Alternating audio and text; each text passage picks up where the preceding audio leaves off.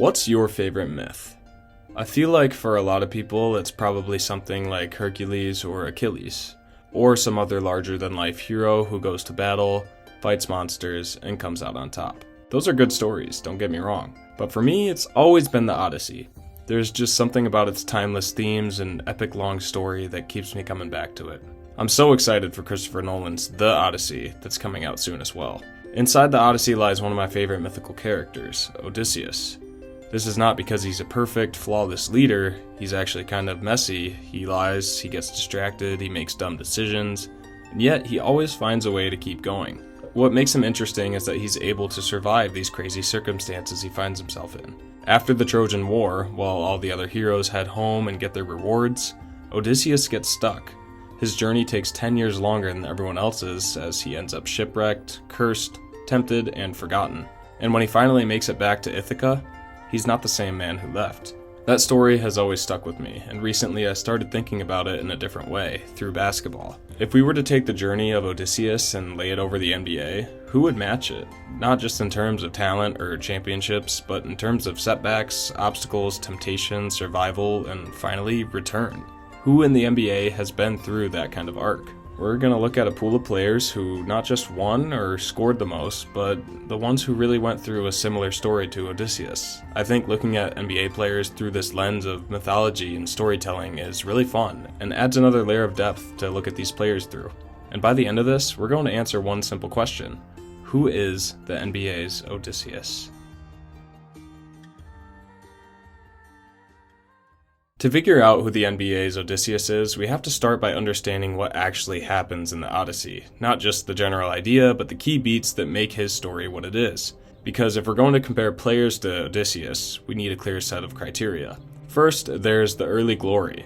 Odysseus was a war hero in Troy. He was respected, known for his cleverness, and helped end the war with the whole Trojan horse plan. In basketball terms, we're talking about someone who made a strong impact early in their career. Maybe they were hyped coming into the league, maybe they proved themselves fast, but there was clearly greatness from the beginning. Next comes the long journey. Odysseus got caught in storms, stranded on islands, and cursed by the gods. The NBA equivalent is the stretch of a player's career where the things didn't go according to plan. Maybe they kept losing, got injured, maybe they made decisions that set them back. Whatever it was, their path got delayed. Then there's the obstacles. In the Odyssey, these are literal monsters. Scylla, Charybdis, the Cyclops. In the NBA, we're talking injuries, dynasties, opponents, media criticism, bad teammates, bad front offices, all the things that make the journey harder than it should be. There's also temptation, probably one of the most underrated parts of Odysseus' story. He's tempted by immortality, love, and luxury. In the NBA, this can be represented by when a player gives in to ego or distraction. But despite all of that, Odysseus still longs for home. That's where his loyalty comes in. Whether it's loyalty to a team, a goal, or even just their own principles, the best players in this conversation have something they've stayed connected to. And when they do return, they're different. The player we're looking for doesn't just bounce back, but they come back changed. Eventually, Odysseus has a final moment, which is the scene where he finally reclaims his throne. That's the defining act. It might be a playoff run, a championship, a legendary performance, something that locks in their legacy and silences the doubt. And through all this, they have to show some core traits that Odysseus has as well. Intelligence, flaws, and resilience are just a few examples. So this player can't be perfect, but they do find a way to eventually win. And that's another big rule. They have to have at least one championship. Because in the Odyssey, Odysseus doesn't just wander forever, he eventually makes it home, which can be a metaphor for winning the championship. Or NBA player returning to their Ithaca of sorts. I've compiled a list of 11 players whose careers, whether finished or still going, could all fit best with Odysseus' story. All of them make great cases, and it's going to be up to us to sift through them all to figure out which career fits best with the story. First up, because he's in every NBA list ever, LeBron James. His career is probably the one that most closely resembles a myth. From the beginning, he was cast in a larger-than-life role. Before playing a single professional game, he was featured on the cover of Sports Illustrated, labeled The Chosen One, and entered the league with more pressure than any player before him. By his fourth season, he led a Cleveland Cavaliers team with limited talent to the NBA Finals. This early success represents LeBron's Trojan War, the first act of his journey. However, as with Odysseus, glory was only the beginning. Cleveland was unable to build a championship caliber team around him, and despite his continued excellence, the playoff failures mounted. In 2010, he made a controversial decision to leave for Miami. His announcement, known as the decision, marked a major turning point and a symbolic moment of temptation and ego. The backlash was swift and intense as fans burned his jersey, and he was booed relentlessly in his return to Cleveland. The former hero had become a villain in the eyes of many. His first year in Miami also ended in failure, which did not help. That defeat became a crucial chapter in his development. In the seasons that followed, LeBron evolved. He won 2 titles in Miami and became the undisputed best player in the league. This period marked his reinvention, not in his skills alone, but in his identity as a leader. In 2014, LeBron returned to Cleveland. His homecoming was framed not only as a basketball decision, but as an effort to also fulfill a promise. 2 years later, he led the Cavaliers to the 2016 NBA championship, overcoming an insurmountable 3-1 deficit against the 73-9 Golden State Warriors. This series featured one of the greatest individual performances in league history. His block on Andre Iguodala, the Game 7 triple-double, and the final victory sealed his legacy. It was his return to Ithaca and defining act all in one. Cleveland! This is for you! His journey mirrors that of Odysseus not simply because he won, but he endured setbacks, adapted, and literally returned to his original home in the NBA. You can't write it much better than that. That's going to be a hard resume to beat, so let's see if any of these other 10 players can stack up. Next, I have elected Kevin Garnett to look at. Drafted straight out of high school in 1995, he entered the NBA as a wiry, passionate competitor with a rare defensive versatility and emotional fire. By his 4th season, he had already led Minnesota to the playoffs, and by his 9th, he was named league MVP. This early rise was Garnett's war hero phase, but unlike those who left with triumph, Garnett remained behind in a losing situation. For 12 years, Garnett gave everything to a franchise that could not return the favor. His temptation wasn't leaving, but it was actually staying. Like Odysseus trapped on Calypso's island, Garnett delayed his own escape out of loyalty, believing that perseverance would eventually be enough. Garnett was often admired as the player who never stopped competing, but also as the player who never won. That perception began to shift in 2007, when he finally accepted a trade to the Boston Celtics. It wasn't driven by ego or disloyalty, but by the recognition that his journey in Minnesota had reached its limit. In Boston, Garnett redefined himself. He scaled back his offensive role, anchored the defense, and trusted others, namely Paul Pierce and Rajon Rondo, to handle parts of the game he once shouldered alone. The Celtics quickly became title contenders, and in 2008, they won the championship. And this was Kevin Garnett's defining act. Anything's possible. Anything's possible! He didn't chase the additional rings and eventually returned to Minnesota near the end of his career. This really brought his story full circle. Garnett's arc is one of self-sacrifice, delayed recognition, and the emotional toll of loyalty. He returned home changed, not because he conquered his world, but because he finally allowed himself to leave it. Next up is Dirk Nowitzki. At first, few knew what to make of him. He didn't fit the mold of a traditional big man, but within a few years, he became the face of the Dallas Mavericks and one of the league's most efficient and versatile scorers. This period marked Dirk's early glory, his war hero phase. He was redefining what it meant to be a big man in the NBA by stepping out beyond the arc, creating off the dribble, and maintaining a high level of production with remarkable consistency. But while Dirk's individual rise was clear, his team success remained elusive. The Mavericks were perennial contenders but could never finish the job. In 2006, he reached the NBA Finals and took a 2-0 lead against the Miami Heat, only to suffer 4 straight losses in a stunning collapse. The following season, he won league MVP, but the Mavericks were eliminated in the first round by the 8th-seeded Golden State Warriors. These failures began to shape his public image. He was labeled as soft, as someone who could win in the regular season but not when it really mattered. What makes Dirk's story distinct is that he stayed. Year after year, he returned to the Mavericks, adjusted his game, and trusted that success would eventually come through perseverance rather than a change of scenery. In 2011, after more than a decade of near misses and frustration, everything finally aligned. Dirk led Dallas on a remarkable playoff run, defeating the Portland Trail Blazers, sweeping the defending champion Los Angeles Lakers, and beating a young OKC team led by Kevin Durant, Russell Westbrook, and James Harden. In the finals, he faced LeBron James, Dwyane Wade, and Chris Bosh, in the same core that had humiliated him 5 years earlier. This time, Dirk controlled the moment. He averaged 26 points, 9 rebounds, and consistently delivered in the clutch, and led the Mavericks to a 6-game championship victory. What stands out about Dirk's return is how little he changed externally. He refined his game, adjusted his leadership style, and matured into a more composed, resilient version of himself. He was never really tempted by ego or spectacle, and that sense of stability made his eventual triumph feel much more earned. And for that, Dirk Nowitzki remains one of the most Odyssean figures the game has ever seen. Moving on, we have another power forward that changed the game in Giannis Antetokounmpo, whose story feels like a modern reflection of the classic loyalty arc, unfolding in real time with many of the same emotional beats that define long-form myth. Unlike many of the players on the list, Giannis entered the league without major fanfare. Drafted 15th overall in the very forgettable 2013 draft, he was viewed as a long-term project. But what made his ascent feel extraordinary was the rapid pace of his transformation. Each year, he added size, strength, and a new dimension to his game.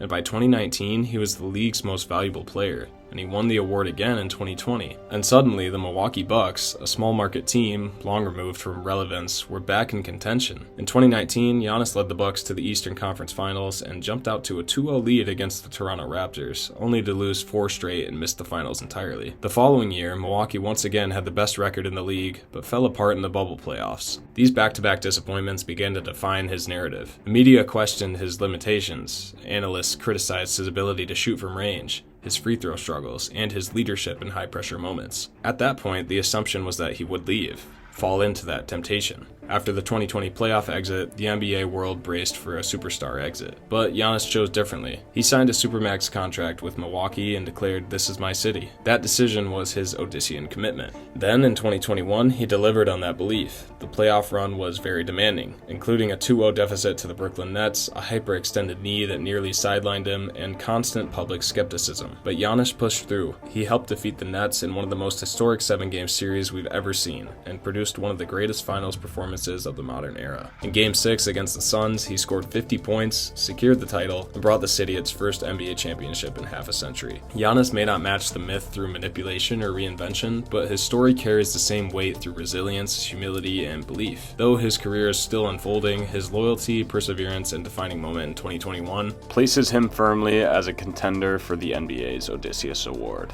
I wouldn't be surprised if this guy slipped under your radar, because Kawhi Leonard's story stands apart from the others on the list. His detachment from the spotlight, his stoic demeanor, and the ambiguity that surrounds many of his career decisions give his journey a sense of mystery rarely seen in modern professional sports. He was not projected to become a superstar, yet by 2014, he had already reached the highest stage. In just his 3rd season, he was named the Finals MVP after helping the San Antonio Spurs win the championship, playing a key role in shutting down another mythic figure in LeBron James. It was a sudden ascent, a war hero moment that arrived quickly, just like Giannis. However, Kawhi's war hero persona faded just as quickly. Following that triumph, things became increasingly complicated. By 2017, Leonard had developed into an MVP candidate and the undisputed cornerstone of the Spurs. But a controversial injury during the playoffs, caused by Zaza Pachulia stepping under his foot, derailed everything. He played only 9 games the next season, and a rift emerged between him and the Spurs. Leonard, once the face of the franchise, vanished from public view and ultimately forced his way out of San Antonio. This phase of his career resembles the Odyssean exile. He was then traded to the Toronto Raptors in 2018 with only 1 year left on his contract, and most assumed Leonard would just be a rental for them before heading to a bigger market. Instead, he delivered one of the most dominant and efficient playoff runs in recent history. He hit the iconic 4-bounce buzzer beater against Philadelphia, shut down the aforementioned Giannis Antetokounmpo, and led the Raptors to their first ever NBA title, defeating the mythical juggernaut of the Golden State Warriors in 6 games. It was his defining act, and it arrived with minimal celebration.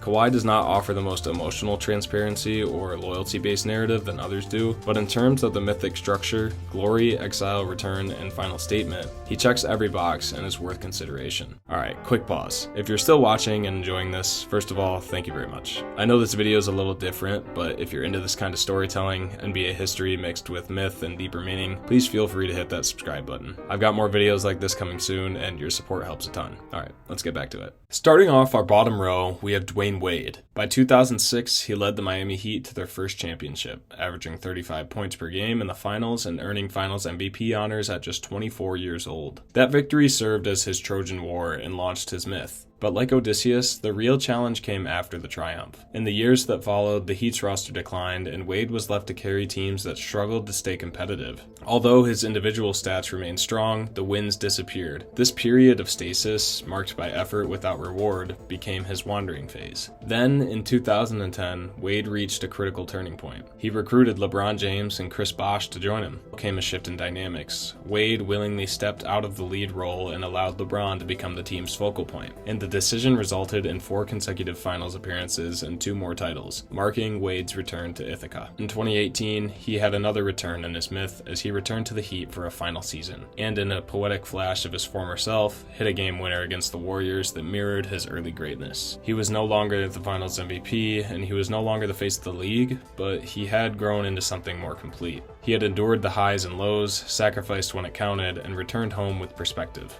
Let's move on to an Eastern rival of Dwyane Wade, Paul Pierce. Drafted in 1998 by a Boston Celtics team still trying to rebuild its identity, he entered a franchise in transition. This early period represents Paul Pierce's war hero phase. He was tough, talented, and remarkably clutch. Then, in 2000, he was stabbed 11 times at a nightclub, including in the neck and face. Doctors said he was fortunate to survive. Less than 2 months later, he returned and played all 82 games that season. His story from that point forward became about resilience. Throughout the early and mid-2000s, Pierce endured one rebuilding effort after another. That wandering phase lasted until 2007, when the Celtics finally made the moves that changed everything. The additions of, guess who, Kevin Garnett, as well as Ray Allen, transformed the team, and Pierce, now surrounded by elite talent, rose to the moment. Pierce earned Finals MVP, not through statistical dominance alone, but through the leadership and poise he had spent years developing. His defining act was not a singular player highlight, but the fact that he never gave up. Pierce's story is not as polished or dramatic as others we've talked about, but it is deeply human.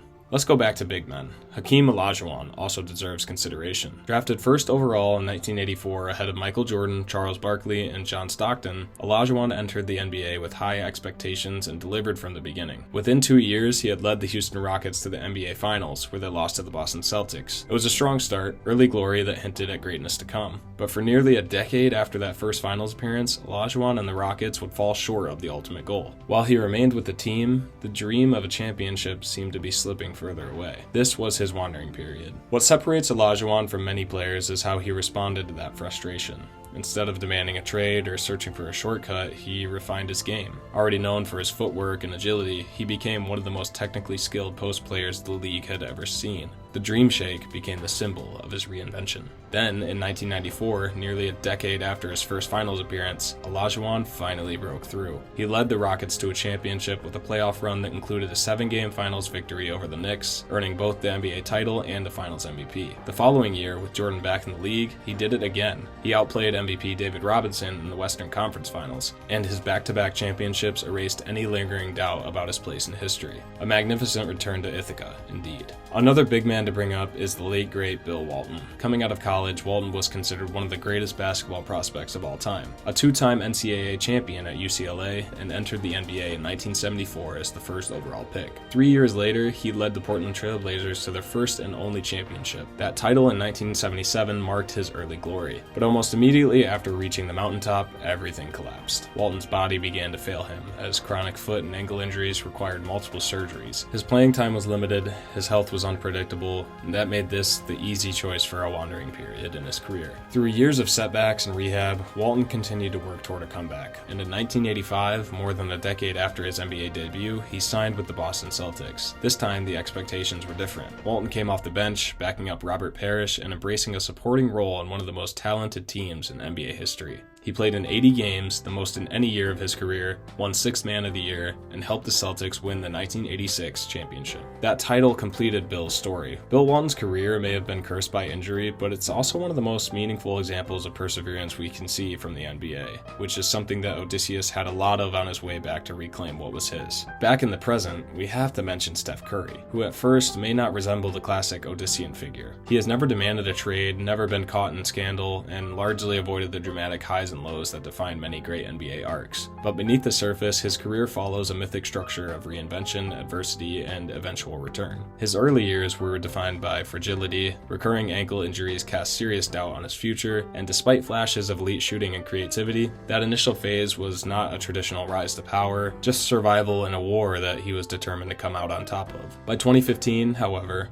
Curry had transformed the NBA. His unique combination of deep-range shooting, off-ball movement, and court vision reshaped how the game was played. The Warriors won 67 games and captured the championship, and in 2016, Curry became the first unanimous MVP in league history. Golden State emerged as a dynasty, and Curry stood at the center. This was his war hero moment, his early glory, but with success came a turning point. The 2016 Finals collapse against Cleveland marked the beginning of a narrative shift. Golden State's acquisition of Kevin Durant the following season added championships, but complicated Curry's legacy and fits in with Odysseus' temptations during his journey. They won championships, but at the expense of adding the second best player in the league, making them an unstoppable giant. And many began to question whether Curry was the driving force or simply a product of an elite roster. Then the dynasty unraveled. Durant left, Klay Thompson suffered back-to-back season-ending injuries, Curry himself broke his hand 5 games into the 1920 season. He had not left Golden State, but he had entered a kind of exile as the spotlight had seemed to move on. Curry still stayed,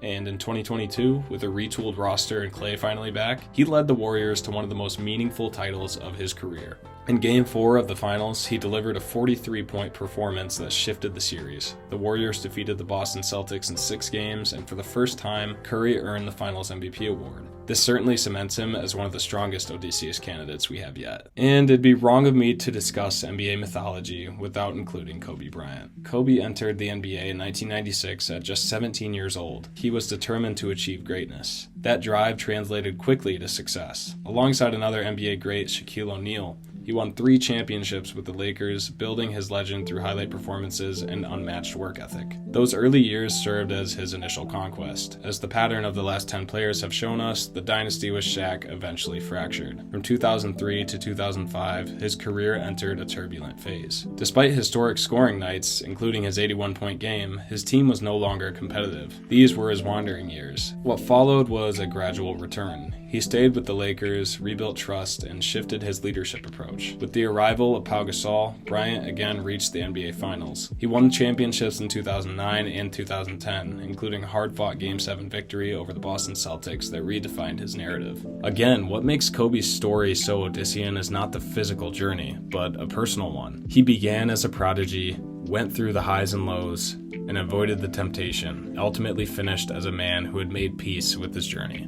We've now looked at 11 journeys from 11 different players, each with their own version of Odysseus' story in the Odyssey. But it's time to ask the harder question of who actually fits the best. To figure that out, we need to return to the criteria. Did they have early glory? Nearly all 11 did. Some made a quieter entrance, like Curry and Kawhi, while others arrived with dominance, like LeBron, Kobe, and Wade. Even Bill Walton, though later plagued by injury, was a Finals MVP within his first few seasons. Did they experience a long journey? This is where the separation begins. We're not talking about a down year or a bad roster. We're talking about an extended stretch of wandering, losing, being doubted, etc. For some, like Walton, Pierce, and Garnett, that wandering really plagued them and they might have been stuck for too long. Others, like Giannis and Kawhi, had adversity, but not necessarily the same kind of semi-long form exile that we're looking for when talking about Odysseus. Giannis, in particular, reached MVP and a title very quickly. His arc is powerful, but the journey may not be long enough to fully match the myth. Obstacles. Every player here faced them. Injuries, narrative shifts, media criticism. Some were extreme, like Pierce surviving a stabbing. Walton lost years to injury. Curry was nearly written off early in his career because of his continuous ankle injuries and size. LeBron also faced heavy criticism after his temptation-driven decision to join the Heat, and losing the following finals after that. This category doesn't eliminate many, but it does show that true contenders had more than just a dip, but they had to fight through something significant. Temptation. Odysseus didn't just face monsters and storms, he had to overcome himself, his ego, impatience, and pride. Like we just mentioned, LeBron left Cleveland in search of power and redemption. Garnett stayed in Minnesota too long out of his loyalty-driven mindset. Pierce could have walked away, but he clung to Boston out of identity. These choices shape myth. On the other hand, Giannis, Hakeem, and Steph never really strayed. Their stories are admirable, but they may miss the myth's internal complexity. Even Kobe, who never left Los Angeles, had to confront his own ego in a deep and public way after being blamed for the breakup of the dynasty. Loyalty. This is where players like LeBron, Dirk, Steph, Giannis, Hakeem, and Kobe stand out. Wade also belongs here, as he gave up his status to allow someone else to lead. Loyalty in this context is not about never leaving. It's about knowing why you stayed or understanding what it meant when you returned. Odysseus' loyalty to Ithaca is ultimately what drives him to reach the top of the mountain, to be home. In the NBA's case, the players who return to their original teams or take their teams back to the promised land of a championship are right on the money here. Sorry, Kevin Garnett and Bill Walton, but doing it on different teams is probably enough to eliminate you from contention. Reinvention. This is critical as the hero must come back different. Walton turned from a franchise centerpiece into a sixth man. Wade evolved from the alpha scorer to a wise veteran. LeBron became a hybrid of power and control. Kobe adapted from a solo scorer to a leader. Hakeem refined his footwork and approach. Curry used his shooting to make himself a player that others feared. Those who didn't significantly change, who simply returned to form, don't fit as cleanly here. Giannis and Kawhi haven't really changed their games on their way to reaching their former heights they once achieved, knocking them down a peg on the totem pole. Defining act. Did they have the moment? Curry's 43-point finals performance. Dirk's 2011 revenge tour. Wade's decision to be the Heat's anchor while LeBron led the team. LeBron's block and triple-double in Game 7 against the Warriors. Kobe's back-to-back titles in the final phase of his prime. KG's anything is possible speech. Kawhi's game winner on Philly. Without this moment, the return lacks any closure, and the story just does not hit as hard. And finally, the traits of Odysseus. Was there cleverness, resilience, internal conflict? The best fits are never clean, as that's the soul of myth. If a player's arc feels too perfect, then they start to fall out of alignment with the character we're trying to mirror. LeBron showed cleverness in how he reshaped his game and image over time, resilience in how he handled public failure, and internal conflict in the way he left and returned. Kobe fought himself more than anybody else. Garnett's fire was both his fuel and his burden. Pierce battled doubt and isolation but never changed who he was. Bill Walton was broken physically but never really gave up. On the other hand, Steph's journey, while admirable, lacked real internal discourse. He changed the game, but not himself. Kawhi's brilliance is quiet, but his story never reveals what's underneath. Giannis has heart and loyalty, but we haven't seen the deep emotional unraveling that gives a story mythic weight. At this point, we're not comparing the resumes these players have, but their career arcs, who actually lived out the myth, not just in highlights, but in their story. Let's take a closer look at some names that I think are extremely close, but after some consideration, for sure aren't the NBA's Odysseus. Giannis. He has loyalty, humility, and one of the most iconic championship performances in recent memory. But his rise came quickly, and his setbacks never pulled him far from the center of the NBA. His journey may still evolve into something mythic, but right now just seems a little incomplete. Dirk Nowitzki. He stayed loyal through everything. He never gave up on Dallas, and when it paid off, it meant even more. But the myth needs temptation. It needs collapse. Dirk never had to rebuild himself, he simply just outlasted everybody. Admirable, but too steady for this story. Sorry, Dirk. Steph Curry. He redefined the game, and 2022 was a very, very powerful return. But even when the Warriors collapsed, Steph never fell far from grace. His leadership, identity, and style remained intact. He was always a great leader and never really had to reinvent himself throughout that return. Very, very, very good career when compared to the Odysseus myth, but just not feeling Steph today.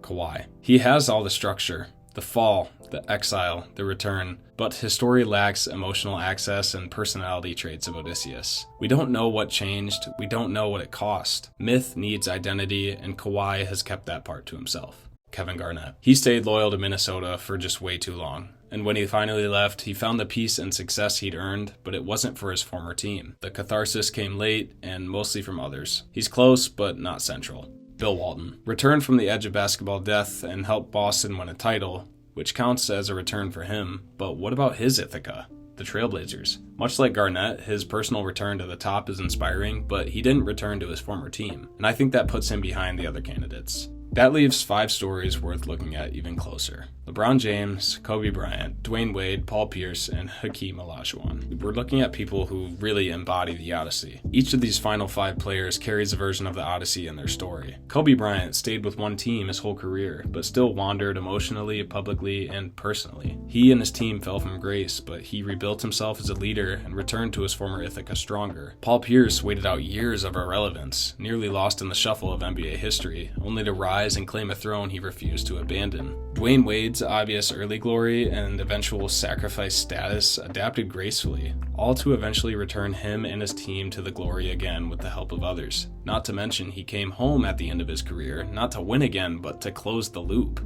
Hakeem Olajuwon fought through a long middle stretch of frustration and doubt, reinvented his game, and reached his peak just when most had stopped watching. And LeBron James lived his arc on the biggest stage, from early glory and ego-driven detours to redemption, return, and reinvention. I'm not sure if any of these guys want to be the NBA's Odysseus, but I have a pretty confident guess at who the best of the five is for it. The NBA has had flashier players, more dominant scorers, and cleaner, more linear careers, but to me, no one has followed the Odysseus path more completely than LeBron James. From the beginning, he carried myth-level expectations, branded the chosen one before playing a single game, and at just 22 years old, he led Cleveland to the NBA Finals, a feat that felt legendary in the moment, but in hindsight was only the start of his long and treacherous journey through the league. What followed was a detour that reshaped everything. The decision is an obvious temptation metaphor that sent him to the warmth and comfort of Miami, igniting backlash and transforming him from a rising hero into a national villain, one hated by media and NBA fans, which can seem much like the gods watching from above, cursing him on his journey. He had taken control of his destiny, but in doing so, he fell hard. His 2011 finals loss was a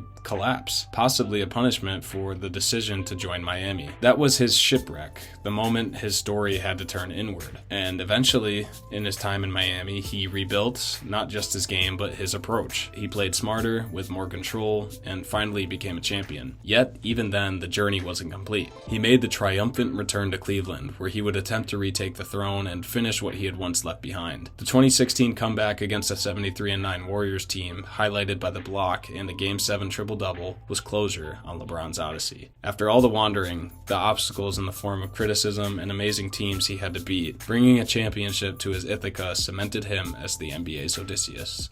When I think about the Odyssey, LeBron's story through the book of the NBA fits it best. And the crazy part is that it's still going, and his impact on the league in year 23 is guaranteed to have major repercussions in the future. You could still make a very strong case for Kobe, Wade, Pierce, or even Hakeem. Each of them brought something real to this myth, so now I'll ask you, who's your NBA Odysseus? Drop your thoughts below.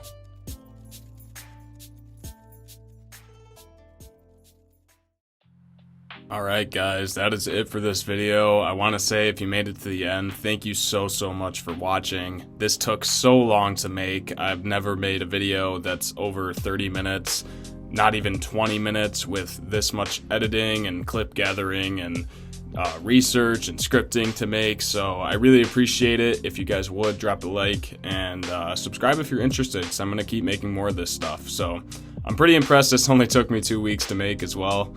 And hopefully we have more big projects like this coming up as well.